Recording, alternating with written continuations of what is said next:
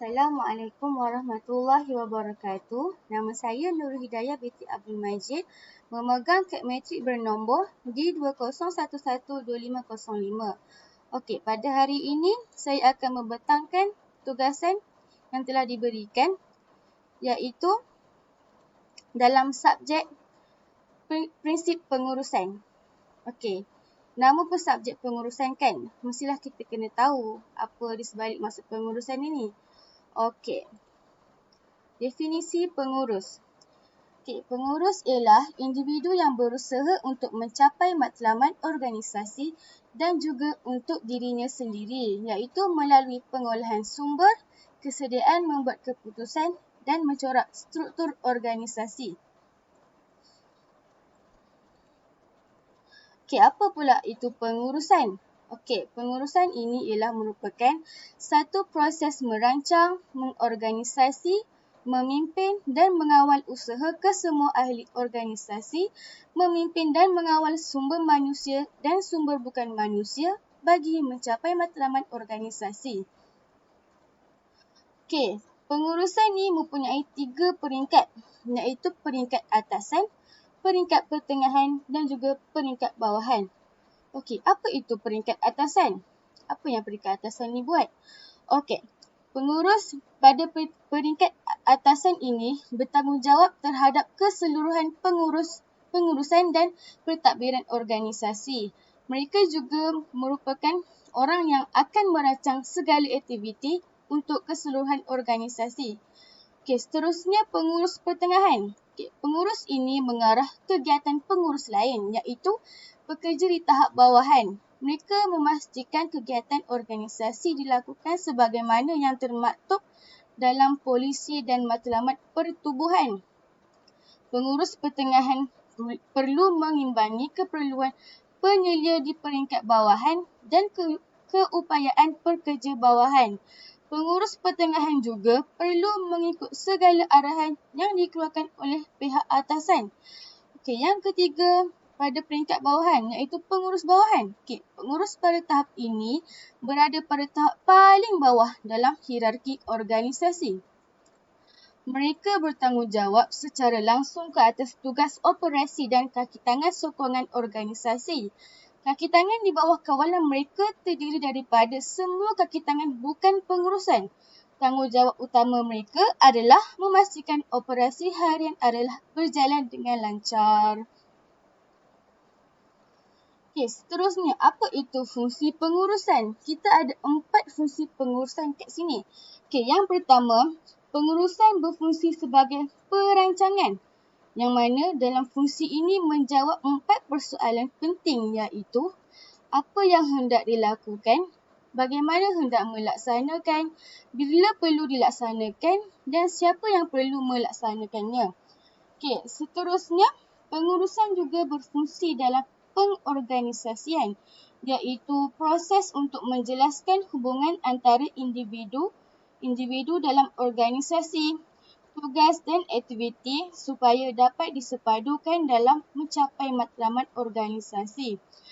Relevannya adalah seorang pengurus mempunyai kemampuan atau kemahiran yang terhad dan memerlukan sokongan individu lain dengan kemahiran yang berbeza. Yang ketiga, kepimpinan. Kepimpinan dalam konteks pengurusan adalah kemahiran komunikasi seorang pengurus dalam mempengaruhi pekerjanya untuk bekerja dengan bersungguh-sungguh ke arah mencapai objektif organisasi. Yang keempat, pengawalan. Okey, pengawalan adalah proses untuk memastikan setiap aktiviti tidak menyimpang dari matlamat. Fungsi ini adalah penting dalam mengesan sebarang penyimpangan dan langkah mengatasi boleh dibuat. Seterusnya, mari kita lihat berpula peranan seorang pengurus. Yang pertama, pengurus bertindak sebagai tunggak atau ketua istiadat, yang mana pengurus adalah individu yang melaksanakan tugas-tugas istiadat dalam majlis formal seperti majlis pelancaran produk. Seterusnya, pengurus juga berperanan sebagai pemimpin, iaitu yang memberikan motivasi dan menjaga komunikasi dengan pekerjanya. Yang ketiga, sebagai pegawai perunding. Pengurus juga memainkan peranan untuk membentangi sesuatu kerja ataupun mendapatkan peluang perniagaan. Yang keempat pula, pengurus juga berperanan sebagai wakil organisasi dalam membina dan menjaga hubungan dengan pihak luar, iaitu berperanan sebagai pegawai perhubungan. Seterusnya, pengurus juga adalah individu yang mewakili organisasi yang mana rutil bicaranya adalah suara organisasi, atau kata lain, pengurus juga berperanan sebagai jurucakap. Peranan yang paling penting adalah sebagai pencetus idea.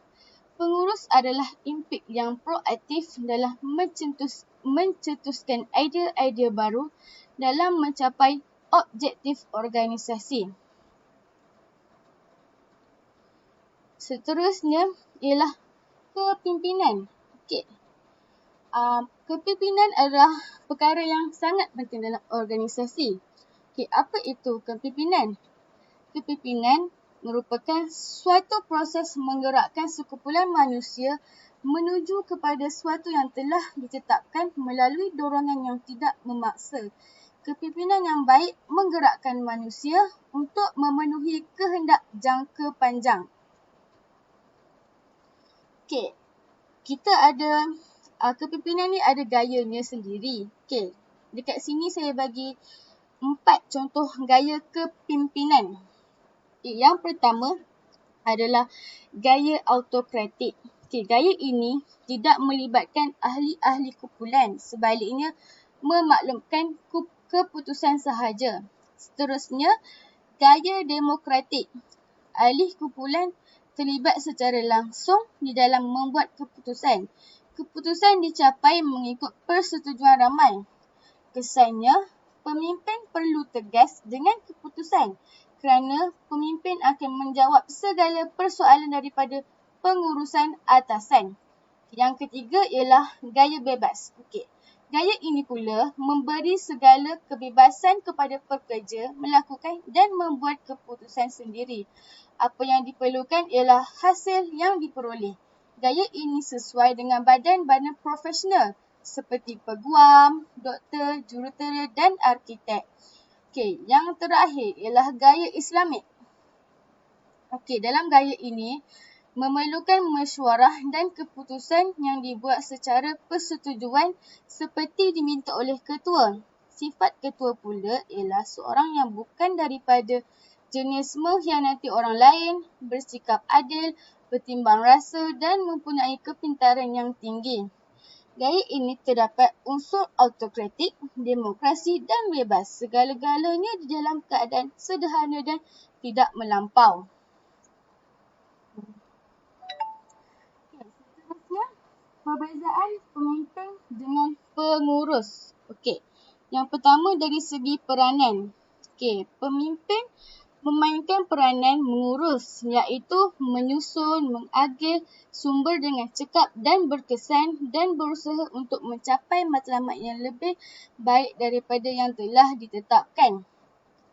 Untuk pengurus pula, pengurus menyusun dan mengorganisasi, iaitu melaksanakan fungsi pengorganisasian dan penstefan dan berusaha mencapai matlamat yang ditetapkan. Seterusnya dari segi pengaruh. Pemimpin memberi dorongan motivasi dan inspirasi kepada pekerja melalui kaunseling dan jalinan perhubungan yang baik. Manakala untuk pengurus pula, pengurus mengarah dan mempengaruhi pekerja dengan menggunakan autoriti atau kuasa rasmi. Yang ketiga dari segi accountability. Accountability untuk pemimpin bertanggungjawab dan sanggup menanggung beban apabila berlaku kesilapan di tempat kerja, iaitu mempunyai accountability. Untuk pengurus pula, pengurus tidak berani mengambil risiko dan tidak menyalahkan diri sendiri apabila sesuatu yang baik berlaku di tempat kerja. Dari isu peribadi pula. Untuk pemimpin, prihatin terhadap isu-isu peribadi pekerja dan pencapaian pekerja serta mewujudkan hubungan interpersonal yang baik antara pemimpin dengan pekerja. Untuk pengurus pula, pengurus kurang prihatin terhadap isu-isu peribadi pekerja dan pencapaian pekerja serta lebih mementingkan pencapaian matlamat organisasi. Seterusnya, jenis-jenis kepimpinan. Kita ada 4 jenis kepimpinan. Yang pertama, kepimpinan transaksional. Kepimpinan dalam ini menekankan pemberian arahan daripada pemimpin kepada pekerja untuk mencapai matlamat pemimpin. Dalam kepimpinan ini juga lebih menekankan pada gaya pengurusan berbanding gaya kepimpinan kerana lebih mengutamakan peraturan dan prosedur yang telah ditetapkan dalam organisasi. Pekerja yang diberi tugasan, struktur dan ganjaran dalam melaksanakan arahan pemimpin. Apabila pekerja berjaya mencapai matlamat, mereka diberi ganjaran dalam bentuk kewangan. Contohnya macam kenaikan gaji, bonus dan komisen. Kalau dari segi buku kewangan pula, kenaikan pangkat, pujian dan penghargaan. Atau kalau gagal melaksanakan tugasan, maka akan dikenakan hukuman. Jadi pemimpin lebih memerlukan kuasa sah supaya memberi pengaruh kepada pekerja untuk bertindak. Seterusnya ialah kepimpinan transformational. Merujuk kepada proses seorang pemimpin mempengaruhi pekerjanya dalam melakukan sesuatu perubahan seperti aspek perubahan pemikiran dan sikap pekerja serta komitmen untuk mencapai wawasan, misi, strategi dan taktik dalam organisasi. Kepimpinan ini mementingkan pencapaian matlamat yang dalam masa jangka yang panjang. Wawasan organisasi dijadikan landasan seperti keputusan dengan menggunakan sumber sedia ada dengan optimum. Kepimpinan transformational membentuk seorang pemimpin menjadi role model kepada pekerja yang menyuntik semangat kepada pekerja.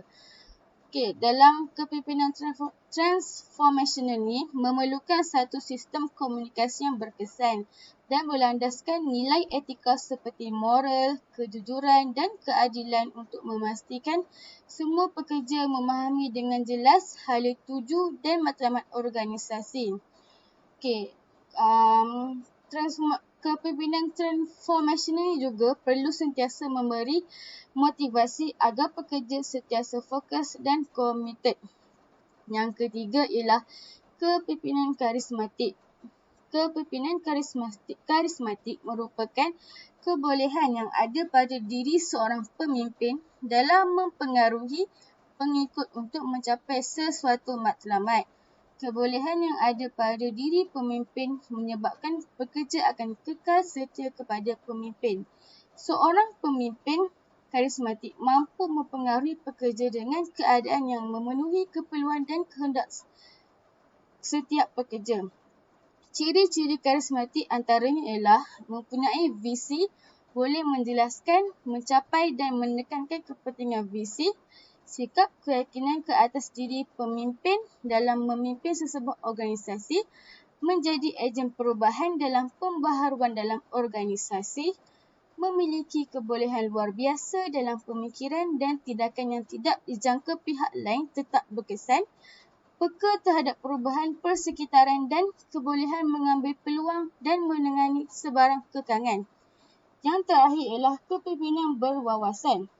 Pemimpin yang berupaya membayangkan masa hadapan dalam pencapaian dan penetapan setiap matlamat, berfikiran futuristik dan berupaya mempengaruhi pekerja untuk terus berusaha mencapai matlamat organisasi. Membentuk strategi yang berkesan, mengenal pasti sasaran kerja utama, pihak berkepentingan dalam menjadikan wawasan. Kepimpinan berwawasan juga menggunakan kesemua sumber dengan sebaik mungkin, penggunaan saluran komunikasi dalam menyampaikan maklumat kepada pekerja, Pemimpin berwawasan perlu memiliki sikap kemanusiaan, menerima pandangan pihak lain dan berfikiran terbuka. Okay. Seterusnya, kepentingan kepimpinan. Dekat sini saya telah menyatakan 4 kepentingan kepimpinan. Okay, yang pertama, mempengaruhi pekerja.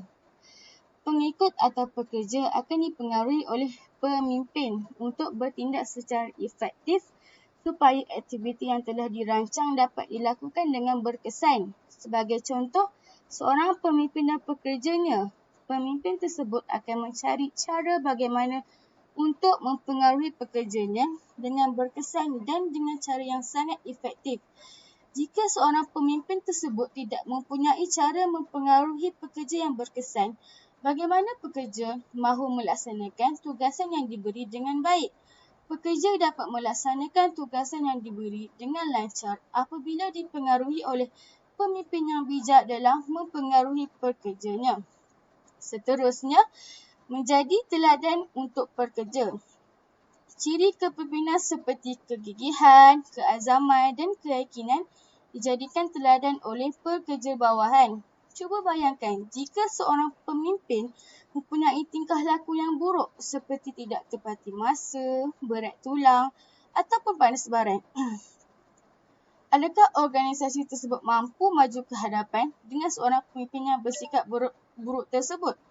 Jadi, tingkah laku seorang pemimpin juga amatlah penting untuk menjadi satu faktor kepada kejayaan sesebuah organisasi. Yang ketiga, membantu ketua mengurus secara berkesan. Sebagai pemimpin, pengurus harus berupaya untuk membentuk satu kumpulan yang mantap dan memberi rangsangan kepada kumpulan agar matlamat dapat dicapai. Pemimpin mestilah sentiasa menambah ilmu di dada supaya dapat mencetuskan idea yang bernas untuk memupuk pekerja supaya terus bersemangat dalam melaksanakan sesuatu tugasan. Yang terakhir, mempunyai autoriti untuk mengarah. Seorang pemimpin harus diberi autoriti supaya dapat menjalankan tugas dengan berkesan dan dihormati dan disegani oleh pekerja. Untuk pengetahuan semua, individu yang tidak diberi autoriti, mereka